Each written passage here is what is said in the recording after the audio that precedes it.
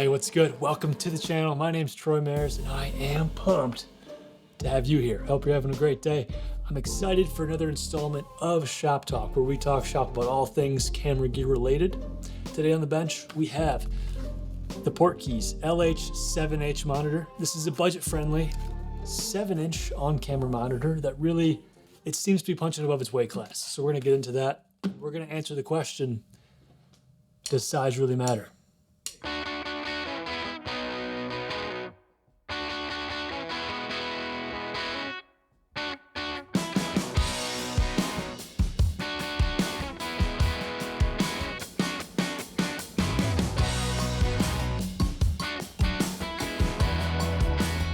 All right, the LH7H monitor, let's get into this. So this comes in at $249 US. And I think the most distinguishing factor about this, especially at its price point, is going to be the size, the 7-inch monitor itself. Traditionally, I've used 5-inch monitors. I think those pair really pretty nicely with smaller mirrorless camera setups. So a 7-inch monitor, notably bigger, comes with some pros and cons. You know, size and weight is going to make your rig a little bit larger. But you're also going to be able to view your image better, and that's never a bad thing.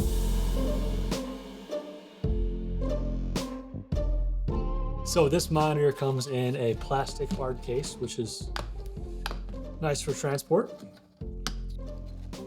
Right up top, you're going to find some warranty information as well as 2 screen protectors. Then you've got the monitor itself. This is a 7-inch screen in a plastic housing.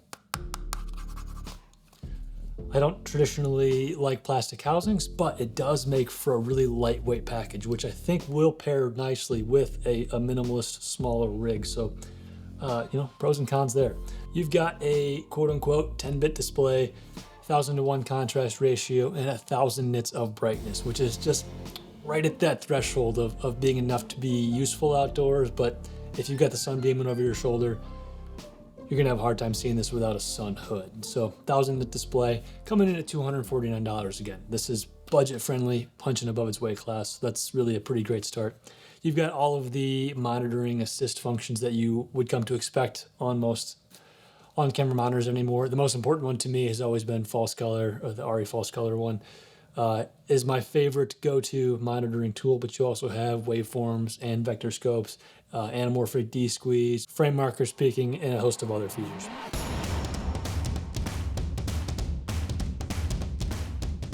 So before we get this monitor rigged up on the camera and we go through the interface and the performance, let's take a quick little walk about the monitor. On the top, you're going to find 4 custom buttons. I love to see this. It seems to be the trend that everything is touchscreen. Call me old school. I like physical tactile buttons on a monitor. You know, the more you're tapping and pressing your screen, the dirtier it gets and the more it muddies up your image. Also up top, you've got a physical lock switch. Again, you know how I feel about physical switches. To lock and unlock the screen, you've got a lock for your NPF battery in the back, a physical on and off button, none of that long press to hold nonsense. Physical on and off button. Moving to the side, you have a 1/4-20 mount with the all-important RA locating pin slots. I don't know if any monitors out there don't have RA locating pin slots, but if you don't have it, it really sucks. So we're glad to see that. Moving to the bottom of the monitor, starting from your left, we have a DC in port, full-size HDMI, headphone jack, USB Type-A port, which works both ways. It's officially for firmware updates, but I was able to power a follow focus motor from this USB Type-A port. I don't know if that's officially sanctioned or not, but it happened. Moving on. We have another 1/4-20 thread with the RA locating pin slots and full-size HDMI out, which takes us to the other side. Again, another 1/4-20 thread with the RE locating pins, and then on the back, really pretty simple, just the NPF battery slot. That's the monitor. Also included in the kit underneath of the foam, you're going to find a monitor mount, the cold shoe to 1/4-20 with RE locating pins. That's a pretty nice touch because those can be expensive. It's nice to see that included, especially at this price point. Full-size HDMI cable, Allen wrench, cleaning cloth, and some more manufacturer information. Let's talk about build quality. This is a plastic housing, which traditionally hasn't been my favorite, but for what it's worth, this is really a pretty decent plastic build. Sometimes you get something made out of plastic and it feels like it's made out of plastic. It makes that awful, cheap, plasticky, squeaky noise. You don't have that here. The quality of plastic seems to be really pretty well made. And the buttons itself, the physical buttons, have a nice tactile response to them and a sound. You're probably not supposed to lift a camera like that. Forgive me. So those seem to be pretty good. I would say, and here's what I'm going to do with this monitor: is it's going to live in my backpack or in my case. And I'm going to toss it in my back seat, put it in the overhead compartment of the plane, and I'm going to feel pretty confident that this is going to hold its own and not get damaged, not get broken. So do with that information as you see fit.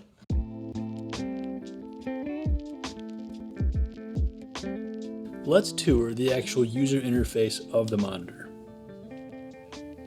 This is going to give you a real-time example of how long it takes this monitor to boot up and be operational. Looks like we're coming online here, and we're greeted with a full screen, clean feed of our image that we're capturing. A single tap will bring up the menu interface. This is the system settings where you can adjust various parameters of the system itself. Most importantly though, we're going to want to swipe right, and that's going to bring up the monitoring functions of the LH7H from Portkeys. If we swipe in, we can see all the different monitoring functions that are available: peaking, zebra, false color, vertical extension, luma waveform, RGB waveform, and so on. I'll pause here for a moment so you can see all the different features and functionalities of this monitor. We can assign these features to the quick menus available on the left and right hand side of the monitor. For example, if I tap zebra, now zebra becomes the first tool in my slot there. I'm going to switch it back to peaking because these 4 slots here correspond with the 4 function buttons on the top. So in slot 1 I have peaking, and if I press function button 1, that's going to turn peaking on and turn peaking off. Function button 2 I have set to a vertical frame guide. 3 is my built-in LUT, and 4 I have set to false color.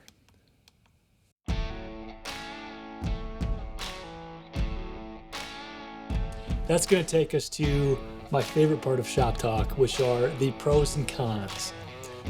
Pros and cons and scales of 1 to 10 are the only way I know how to communicate anything in life. So that's what we're going to do here, starting with pros and cons. All right. The first pro is going to be the 7-inch screen size.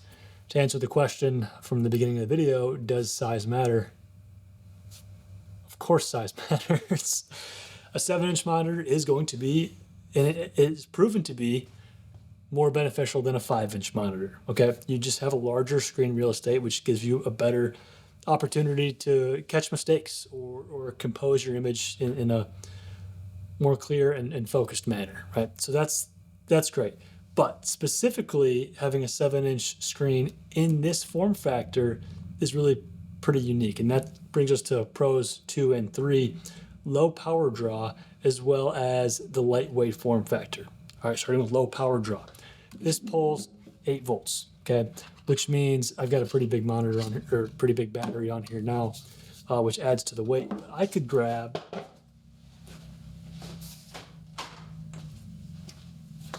something like one of these NPF 550 batteries and slot that on the Mac. That's going to give me a powered monitor for really, I mean, probably a good 2 hours or so, powering this monitor on such a small, slim, and lightweight battery, which really keeps this from getting top heavy. One of my biggest complaints with monitors, and something I'm always trying to solve, is how to keep my rigs from getting so top heavy.